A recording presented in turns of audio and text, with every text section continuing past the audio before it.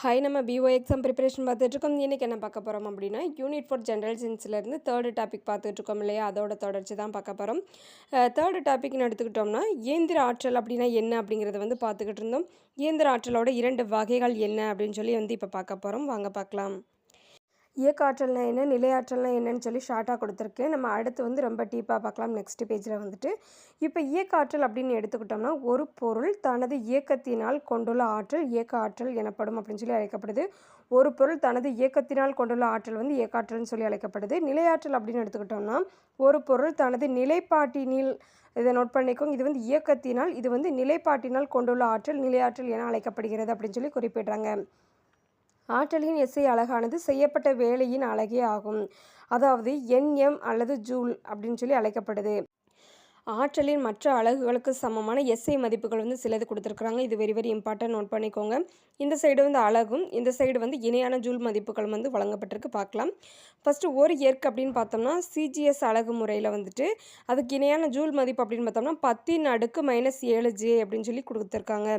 அடுத்து ஒரு electron volt அப்படின்னு பார்த்தோம்னா 1.6 × 10⁻⁻19J அப்படின்னு சொல்லி கொடுத்துருக்காங்க.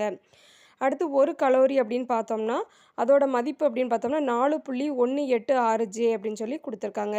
அடுத்து ஒரு கிலோவாட் மணி அப்படின்னு பார்த்தோம்னா 3.6 × 10⁻6J அப்படின்னு சொல்லி அதனோட மதிப்பு வந்து கொடுத்துருக்காங்க. இது வெரி வெரி இம்பார்ட்டன்ட், நோட் பண்ணிக்கோங்க.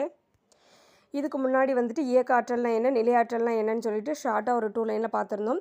இப்போ வந்து இயக்க ஆற்றல் அப்படின்னு எடுத்துக்கிட்டோம்னா அந்த கைனெட்டிக் எனர்ஜி அப்படின்னு பார்த்தோம்னா அதுக்கான ஃபுல் டீட்டெயில்ஸ் வந்து கொடுத்துருக்காங்க. இது வெரி வெரி இம்பார்ட்டன்ட். இதுக்கு நிறைய ஃபார்முலாஸ் வந்து வரும், சமன்பாடு, அது எல்லாமே நோட் பண்ணிக்கோங்க. இப்போ கொஞ்சம் இன்ட்ரோ பார்த்துடலாம். இயக்க ஆற்றல் என்பது ஒரு பொருள் அதன் இயக்கத்தால் பெற்றுள்ள ஆற்றலாகும். அனைத்து இயங்கும் பொருட்களும் இயக்க ஆற்றலை கொண்டுள்ளன அப்படின்னு சொல்லி குறிப்பிடுதாங்க. இயக்கத்தில் உள்ள ஒரு பொருள் வேலை செய்வதற்கான திறமையை பெற்றிருக்கும் அப்படின்னு சொல்லி குறிப்பிடுறாங்க. இயங்கும் பொருளின் இயக்கத்திற்காக செய்யப்பட்ட வேலையின் அளவானது பொருளின் நிறை மற்றும் திசைவேகத்தின் எண்மதிப்பு ஆகியவற்றை சார்ந்தது. அடுத்த பாயிண்ட் பார்க்குறோம். இயக்கத்தில் இல்லாத ஒரு பொருள் இயக்க ஆற்றலை கொண்டிருக்காது. அதாவது இயக்கத்தில் இல்லாத ஒரு பொருள் வந்து இயக்க ஆற்றலை கொண்டிருக்காது அப்படின்னு சொல்லி குறிப்பிடுறாங்க. அடுத்து வேலை இயக்க ஆற்றல் தேற்றம் அப்படின்னு பார்த்தோம்னா, வேலையும் ஆற்றலும் சமமானவை, இது இயக்க ஆற்றலுக்கும் பொருந்தும். இதனை நிரூபிக்க எம் நிறையுள்ள ஒரு பொருள் உராய்வற்ற கிடைத்தள பரப்பில் ஓய்வில் இருப்பதாக கருதுவோம். எஃப் என்ற மாறா விசையினால் அதே திசையில் எஸ் என்ற இடப்பெயர்ச்சியை ஏற்படுத்த செய்யப்பட்ட வேலைன்னு சொல்லி கொடுத்துருக்காங்க. இதுக்கான சமன்பாடு பார்த்தோம்னா W=Fs. இது வந்து ஃபஸ்ட்டு ஃபார்முலா கொடுத்துருக்காங்க. அடுத்து மாறாத விசைக்கான சமன்பாடு அப்படின்னு பார்த்தோம்னா F=ma. அடுத்து மூன்றாவது சமன்பாடு பார்க்குறோம். மூன்றாவது இயக்க சமன்பாட்டை இவ்வாறு எழுதலாம் சொல்லி கொடுத்துருக்காங்க. V² U² + 2as. அதுக்கப்புறம் வந்துட்டு a, இந்த இங்கே உள்ள a வந்து இங்கிட்டு கொண்டு வந்துருந்தோம். A V² - U² / 2s. இதுதான் மூணாவது சமன்பாடாக கருதப்படுது. இதில் நம்ம 11th புக்கில் பார்த்தோம்னா 4.7, 4.8 அந்த சமன்பாடை வந்து கொடுத்துருப்பாங்க. அதுக்காக வந்துட்டு கொடுத்துருக்கேன். இதில் வந்துட்டு இது வந்து ஃபஸ்ட்டு, இது செகண்ட், இது தேர்டு சமன்பாடு. அடுத்து நம்ம ஏ கண்டுபிடிக்க போகிறோம். ஏயின் மதிப்பை சமன்பாடு 4.8 பிரதியிட, அதாவது இந்த ஃபார்முலா வச்சு நம்ம இதை வந்து கொண்டு வரோம். F=m V² - U² / 2s. இது வந்து 4.9 அப்படின்னு சொல்லி கொடுத்துருக்கோம். இது வந்து 4.8லேருந்து 4.9க்கான சமன்பாட்டை வந்து நம்ம உருவாக்கியிருக்கோம். அடுத்த சமன்பாடு 4.9ஐ 4.7 பிரதியிட, அதாவது சமன்பாடு 4.9ஐயும் 4.7ஐயும் சேர்த்து நம்ம என்ன செய்கிறோம் அப்படின்னா சமன்பாடு அதாவது 4.10 அப்படிங்கிறத வந்து கொண்டு வர போகிறோம்.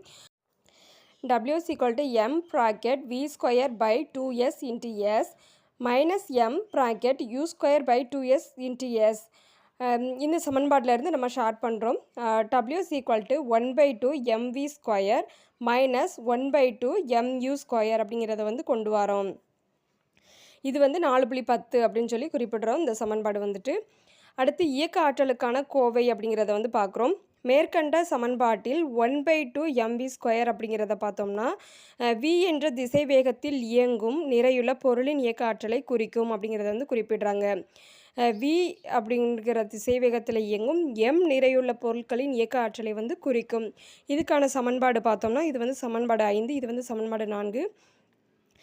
kv = அதாவது இது என்னன்னு பார்த்தோம்னா கேஇ அப்படின்னு பார்த்தோம்னா கைனெட்டிக் எனர்ஜி இருக்குல்லையே அதை தான் கேஇ அப்படின்னு சொல்லி ஷார்ட்டாக கொடுத்துருக்காங்க. Is equal to 1/2 mv square அப்படிங்கிறது 5வது சமன்பாடு. இது வந்து 4.11 அப்படின்னு சொல்லி கொடுத்துருக்கோம். அடுத்த பாயிண்ட் பார்க்குறோம். பொருளின் இயக்க ஆற்றல் எப்பொழுதும் நேர்குறி மதிப்புடையதாகும். சமன்பாடு 4.10 மற்றும் 4.11 இருந்து இந்த சமன்பாடை வந்து உருவாக்குறோம். 6வது சமன்பாடை. இது என்னன்னு பார்த்தோம்னா delta KE is equal to 1/2 mv square minus 1/2 mu square. எனவே இதை ஷார்ட் பண்ணுறோம். w is equal to delta கேஇ.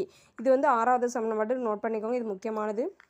அடுத்து வந்துட்டு சமன்பாடு 4.12 இந்த இருக்குல்ல, இது வலது பக்கத்தில் உள்ள கோவை, வலது பக்கம் இருக்கு இல்லையா, உள்ள கோவை பொருளின் இயக்க ஆற்றல் மாறுபாடு டெல்டா கேஇ ஆகும் அப்படின்னு சொல்லி குறிப்பிட்றாங்க.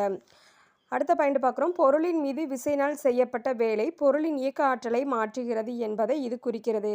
இதுவே வேலை இயக்க ஆற்றல் தேற்றம் எனப்படும் அப்படின்னு சொல்லி குறிப்பிட்றாங்க. இப்போ வந்து வேலை இயக்க ஆற்றல் தேற்றம் அப்படிங்கிறத பார்த்தோம் இல்லையா, அதுக்கானது முடிஞ்சிருச்சு. அடுத்து வந்து வேலை இயக்க ஆற்றல் தேற்றமானது கீழ்காண்பானவற்றை உணர்த்துகிறது அப்படின்னு சொல்லி குறிப்பிட்றாங்க. அது என்னென்னு சொல்லி பார்க்கலாம். கிட்டத்தட்ட ஒரு 3 பாயிண்ட் வந்து வரும். ஃபஸ்ட்டு பாயிண்ட் பார்க்குறோம். பொருளின் மீது விசையினால் செய்யப்பட்ட வேலை நேர்குறியாக இருந்தால் அதன் இயக்க ஆற்றல் வந்து அதிகரிக்கிறது அப்படிங்கிறத குறிப்பிட்றாங்க. அடுத்து செகண்ட் பாயிண்ட் பார்க்குறோம். பொருளின் மீது விசையினால் செய்யப்பட்ட வேலை எதிர்குறியாக இருந்தால் அதன் இயக்க ஆற்றல் அப்படிங்கிறது வந்து குறைகிறது அப்படின்னு சொல்லி குறிப்பிட்றாங்க. அடுத்து 3வது பாயிண்ட் பார்க்குறோம். பொருளின் மீது விசையினால் வேலை ஏதும் செய்யப்படவில்லை எனில் அதன் இயக்க ஆற்றல் மாறாது. அது பொருளின் நிறை மாறாத போது விசையினால் பொருளானது மாறா வேகத்தில் இயங்கியது என்பதை குறிக்கிறது. அடுத்து வந்துட்டு உந்தம் மற்றும் இயக்க ஆற்றலுக்கு இடையே உள்ள தொடர்பை வந்து குறிப்பிட்றாங்க. இதுக்கான சமன்பாடு வந்து கொடுத்துருக்காங்க. இது வெரி வெரி இம்பார்ட்டன்ட், நோட் பண்ணிக்கோங்க. m நிறையுள்ள ஒரு பொருள் v வெக்டர் என்ற திசை வேகத்தில் இயங்குவதாக கருதுவோம். அதன் நேர்கோட்டு உந்தம் பார்த்தோம்னா b vector equal to mv vector மற்றும் அதன் இயக்க ஆற்றல் அப்படின்னு சொல்லி குறிப்பிடுறாங்க. k is equal to 1/2 mv square.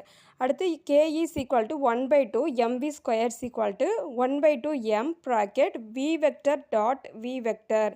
அதாவது v ஸ்கொயர் அப்படின்னு இருக்கு இல்லையா, அதை வந்து நமக்கு என்ன சொல்கிறாங்க, டபுள் வியாக வந்து டிவைடட் பண்ணி கொடுக்குறாங்க, அதை பிரித்து கொடுக்குறாங்க. இதில் v vector dot v vector அப்படின்னு சொல்லி வருது. இதுக்கு அடுத்து இப்போ அடுத்து பார்க்குறோம். சமன்பாடு 4.13 தொகுதி மற்றும் பகுதி நிறை எம்மால் பெருக்குக. சமன்பாடு 4.13 இருக்கு இல்லையா, இந்த சமன்பாடை தொகுதி மற்றும் பகுதியை நிறை எம்மால் வந்து பெருக்கணும்னு சொல்லி கொடுத்துருக்காங்க. இந்த சமன்பாடை பயன்படுத்தி நம்ம எம்மால் பெருக்க போகிறோம் பகுதியையும் தொகுதியையும். k is equal to 1/2 m square bracket v vector dot v vector by m. அடுத்த ஸ்டெப் பார்க்குறோம். ஈக்குவல் டு 1/2 m ஸ்கொயர் இருக்குது அப்படிங்கும்போது இதுக்கு ஒரு m வரும், இதுக்கு ஒரு m வரும். அப்போ mv vector dot mv vector by m. b vector equal to mv vector. அடுத்த ஸ்டெப் பார்க்குறோம். Equal to 1/2 b vector dot b vector by m equal to b square by 2m. அதுக்கடுத்து இதுக்கான final answer பார்த்தோம்னா k is equal to b square by 2m. இது வந்து சமன்பாடு 4.14.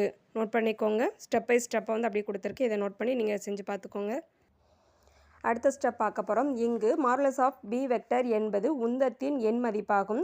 நேர்கோட்டு உந்தத்தின் எண் மதிப்பு இவ்வாறு பெறலாம் அப்படின்னு சொல்லி கொடுத்துருக்காங்க. அதுக்கான 4.15 இந்த சமன்பாடு வந்து விளக்குது.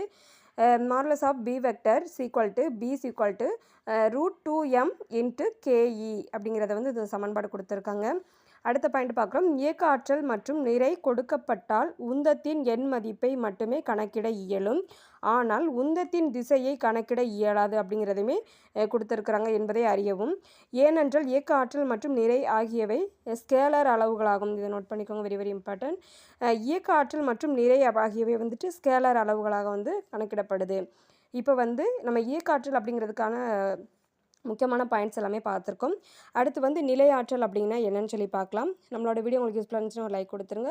நம்ம வீடியோஸை லைக் பண்ணுங்கள், ஷேர் பண்ணுங்கள், சப்ஸ்கிரைப் பண்ணுங்கள். Thank you friends.